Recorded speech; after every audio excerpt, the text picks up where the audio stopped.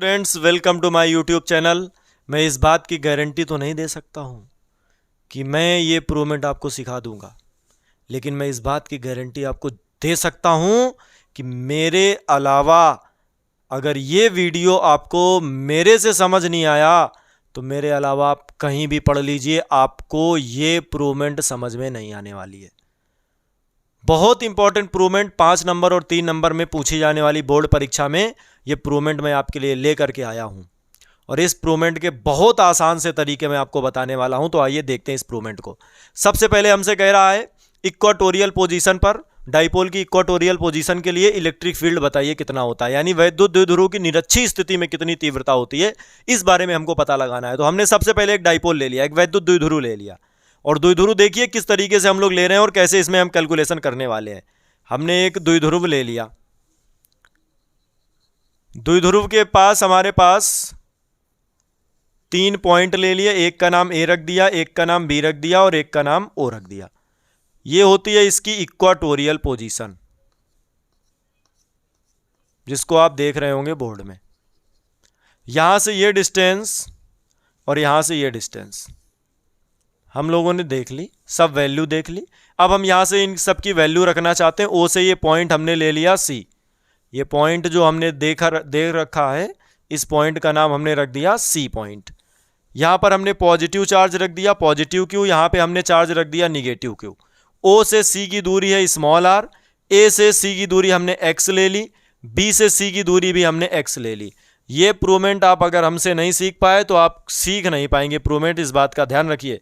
ओ से ए की डिस्टेंस हमने एल ले ली, ओ से बी की डिस्टेंस हमने एल ले ली, ये वाला एंगल हमने थीटा लिया, ये थीटा है तो ये और ये दोनों सर्वांगसम हो जाएंगे और ये भी थीटा हो जाएगा। तो ये इतना काम हम लोगों ने कर लिया। हम लोगों ने पिछली क्लास में अक्षीय स्थिति की तीव्रता पढ़ी है, जिन लोगों ने नहीं पढ़ा है वो जाकर के हमारा पिछला वीडियो देख लें, और उसमें आप देखेंगे कि किस तरीके से हम लोगों ने कई चीज़ों पर डिस्कशन किया हुआ है। एक बार फिर से, पॉजिटिव चार्ज जो होता है किसी भी पॉइंट पे तीव्रता निकालेंगे तो प्रतिकर्षित करेगा, यानी पॉजिटिव चार्ज की वजह से जो तीव्रता होगी वो होगी E1 जो दूर जाएगी। निगेटिव चार्ज अपनी ओर खींचता है, इसकी वजह से जो तीव्रता होगी वो होगी हमारी E2 जो कि पास बुलाता है इसको।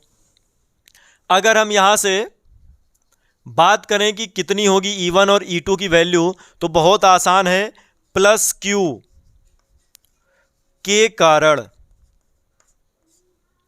सी पर तीव्रता।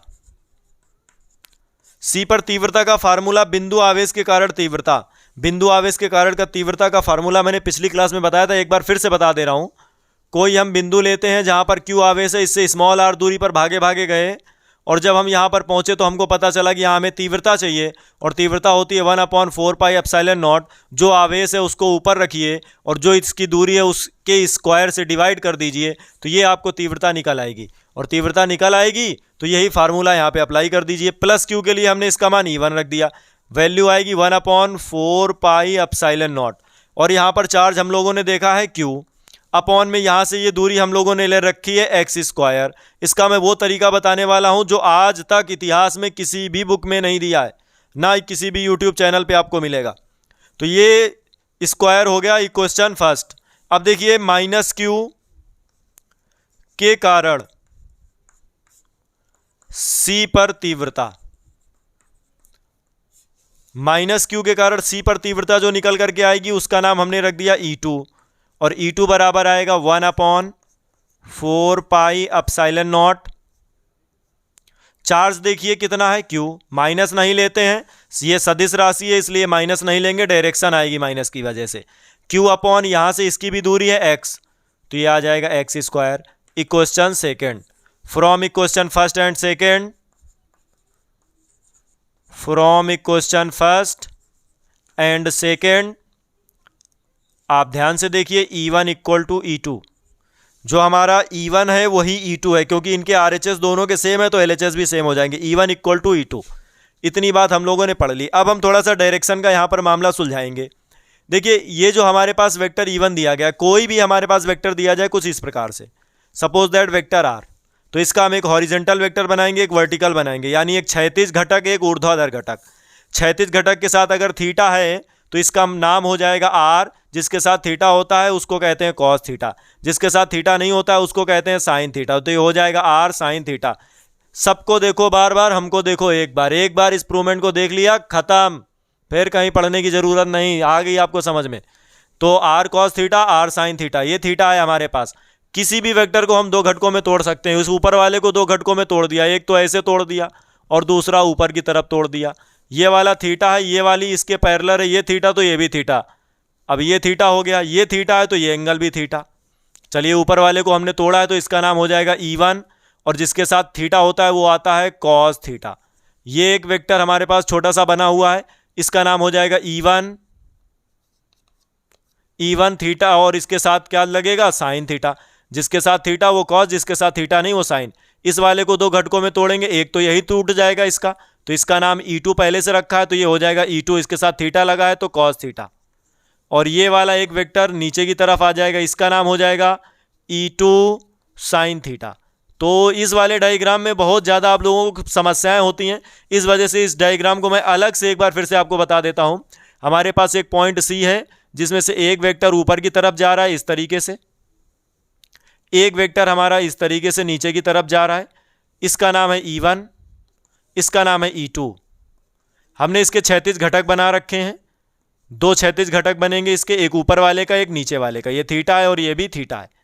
ये पॉइंट हमारा C है, ये पॉइंट C है। इस पर हमें इस वाले का क्षैतिज घटक, इस वाले का ऊर्ध्वाधर घटक ऊपर की ओर होगा, इस वाले का ऊर्ध्वाधर घटक नीचे की ओर होगा, यानी इसका हॉरिजॉन्टल और वर्टिकल दोनों हम लोगों ने बना लिए। इस डायरेक्शन पे 4, यानी इसकी वैल्यू को अब ये और ये वाला वेक्टर बताएगा, इसकी वैल्यू को ये और ये वाला वेक्टर, यानी C पर 4 ताकतें अब काम कर रही हैं। आप देखिए 4 ताकतें कौन कौन सी, नाम रख देते हैं। पहले वाले के लिए हम इसका नाम रख देते हैं, इस वाले का नाम रख रहा हूं, ध्यान दीजिएगा, E1 थीटा लगा है तो कॉस थीटा, फिनोमिना ये लग रहा है। ये वाला हमारा E1 साइन थीटा। नीचे वाले की बात करते हैं, ये E2 है, इसके साथ थीटा लगा है तो इसका नाम हो जाएगा E2 कॉस थीटा, जिसके साथ थीटा वो कॉस, साथ ही साथ जिसके साथ थीटा नहीं है वो साइन, ये हो जाएगा E2 साइन थीटा। अब हम C पर बात करना चाहते हैं, टोटल तीव्रता हमारे पास कितनी हो जाएगी। अब C पर टोटल 4 वेक्टर हैं, एक ऊपर जा रहा है, एक इधर जा रहा है, दो इधर जा रहे हैं, यानी E1 sine theta, E2 sine theta, E1 cos theta, E2 cos theta. 4 ताकतें काम कर रही हैं, जिनमें से हम ताकतों को देखते हैं और समझने का प्रयास करते हैं। एक ऊपर जा रही, एक नीचे जा रही, दो इधर जा रहे। जब कभी भी दो वेक्टर एक ही डायरेक्शन पर जाते हैं, जैसे ये x है और ये y है, तो दोनों ऐड हो जाते हैं, जुड़ जाते हैं, x प्लस वाई। और जब दो वेक्टर एक इधर जा रहा है और एक इधर जा रहा है, अपोजिट वेक्टर है, एक x है एक y है, तो बड़े वाले में से छोटे वाले को माइनस कर देते हैं, x माइनस वाई, या माइनस कर देते हैं, दोनों इक्वल है तब भी माइनस कर देते हैं। अब ध्यान से देखिए, E1 की वैल्यू E2 के बराबर है, तो E1 sine theta, E2 sine theta दोनों बराबर हो जाएंगे। तो हम यहाँ पर एक पॉइंट लिखते हैं, उस पॉइंट को अगर आपने समझ लिया तो समझिए आधी प्रूवमेंट तो आप समझ गए। पॉइंट है हमारा ये कि E1 साइन थीटा का मान E2 साइन थीटा के बराबर, या E1 साइन थीटा व E2 साइन थीटा बराबर व विपरीत हैं। E1 साइन थीटा व E2 साइन थीटा बराबर व विपरीत हैं, अतः यह एक दूसरे को कैंसिल कर देंगे, शून्य कर देंगे। क्योंकि भैया ये पावर लगा के 10 खींच रहा है ऊपर, ये 10 लगा के नीचे खींच रहा है, पॉइंट कहीं नहीं जाएगा, कोई ताकत ही नहीं लगेगी, जीरो। इसने इसको कैंसिल कर दिया भाई साहब, ये कैंसिल हो गया। अब हमारे पास C पर दो ही वेक्टर बचे, तो C पर कुल तीव्रता, और C पर कुल तीव्रता हो जाएगी E बराबर E1 cos theta plus E2 cos theta. हमने देखा ध्यान से इसको कि E1 की वैल्यू E2 के बराबर है, तो E2 की जगह पे हमने E1 रख दिया। E1 cos theta plus E1 cos theta, हमारे पास 2E1 कॉस थीटा हो जाएगा E बराबर। अब बताइए, इसमें तो कोई प्रॉब्लम आपको होगी नहीं। चलिए इसको इरेज कर देते हैं और हम देखते हैं आगे हमारे सारे फिनोमिनाज हो गए और ये छोटे छोटे से पॉइंट्स भी आप लोगों ने देखे। अब हम यहाँ पे थोड़ा सा एक काम करेंगे, छोटा सा काम करेंगे। उस काम को करने के बाद हम लोग इस प्रूवमेंट को बहुत आसानी से सॉल्व कर लेंगे। तो हमारे पास काम क्या है, E1। हमें कॉस थीटा की वैल्यू चाहिए, हमें कॉस थीटा की वैल्यू चाहिए। तो डायग्राम में देखेंगे कहीं पर भी कॉस थीटा आया है, तो चलिए देखते हैं कॉस थीटा। और कॉस थीटा जब भी निकालना हो तो बच्चों पहुंच जाओ लाल बटे कक्का, लाल बटे कक्का। ये वाली जो वैल्यू होती है बीच वाली, ये होती है कॉस थीटा की, किनारे वाली वैल्यू होती है साइन थीटा की, और ये वाली वैल्यू होती है टेन थीटा की। तो हमारे पास तीन प्रकार की वैल्यू होती है, साइन थीटा, कॉस थीटा और टेन थीटा। हमारे पास कॉस थीटा के लिए फार्मूला होता है आधार बटे कर्ण, यानी base upon hypotenuse, base upon hypotenuse. त्रिभुज में आ जाते हैं, बेस इसका देखते हैं। अब ये 90 डिग्री मान लीजिए, तो ये बेस हो जाएगा, ये इसका हाइपोटेनस, यानी आधार और कर्ण। आधार कितना है L, कर्ण कितना है X, तो L upon x, L upon x. ये कॉस थीटा की वैल्यू निकल आई। E1 की वैल्यू हमने स्टार्टिंग में ही निकाल ली थी, ये आप देख सकते हैं। वैल्यू पुट कर देंगे तो E बराबर क्या आएगा, E बराबर हमारे पास आ जाएगा 2, E1 की value 1 upon 4 pi epsilon not, और साथ में आप देख सकते हैं Q upon x square, Q upon x square. Cos theta की वैल्यू L अपॉन एक्स। जब इसको हम सॉल्व करते हैं तो हमारे पास आता है E बराबर 2QL, तो इसको हम लिखते हैं 1 upon 4 pi epsilon not 2QL upon में एक्स क्यूब। तो यहाँ से हम लोगों ने कई सारी चीज़ें फाइंड करी। तो E equal to 1 upon 4 pi epsilon not 2QL को हम P कहते हैं, अपॉन में एक्स क्यूब। चूंकि 2QL इक्वल टू P, ये हम सब जानते हैं, हम लोगों ने रख दिया। ये होता है वैद्युत द्विध्रुव आघूर्ण। अच्छा, यहाँ पे एक्स क्यूब की हम बात करते हैं, कुछ लोग यही आंसर लिख देते हैं और गलत हो जाते हैं। यही तो मैंने काम किया इस पे, आपको कहीं नहीं मिलने वाला है। एक्स क्यूब नहीं, हमें आर चाहिए, ये वाला आर चाहिए। तो हम लगाते हैं इस पे पाइथागोरस थ्योरम, कर्ण का स्क्वायर बराबर लंब का स्क्वायर प्लस आधार का स्क्वायर, कलुआ का स्क्वायर बराबर ललुआ का स्क्वायर प्लस अलुआ का स्क्वायर।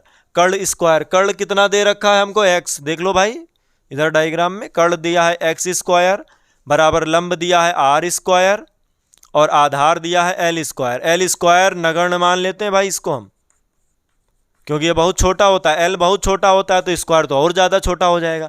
जब एल छोटा है तो स्क्वायर और ज़्यादा छोटा है, तो इसको नगण्य मान लिया। तो यहाँ से पता चला कि एक्स स्क्वायर का मान आर स्क्वायर के बराबर होगा, साथ ही साथ एक्स का मान आर के बराबर होगा। घाते बराबर हैं तो आधार बराबर हो जाते हैं।